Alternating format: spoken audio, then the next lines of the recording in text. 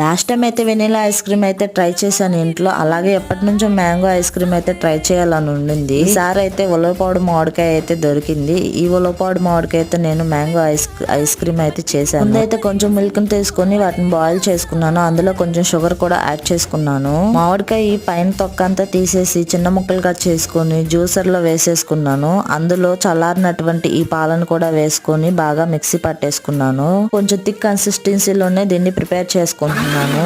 దీనికోసం అయితే నేను ఐస్ క్రీమ్ మౌల్స్ అయితే తీసుకొచ్చుకున్నాను. నేను తీసుకున్న మ్యాంగోకి ఈ 6 మౌల్స్ లో ఖచ్చితంగా సరిపోయింది జ్యూసర్. మ్యాంగోని చిన్న చిన్న ముక్కలుగా కట్ చేసుకుని ఇందులో యాడ్ చేసుకోవచ్చు. నేనైతే యాడ్ చేయలేదు. ఇలాగే జ్యూస్ అంతా పోసేసి పైన మౌల్స్ అన్నిటిని తీసుకొని డీప్ ఫ్రిడ్జ్ లో పెట్టేసుకున్నాను. నెక్స్ట్ డే ఫ్రిడ్జ్ లో నుంచి తీసి కొంచెం వాటర్ లో పెడితే ఈజీగా వచ్చేసినాయి ఇవి. మా బాబు కంటే ఎక్కువగా నేను ఎంజాయ్ చేస్తూ తిన్నాను వీటిని. చాలా నచ్చాయి. వీడియో నచ్చితే లైక్ చేయండి.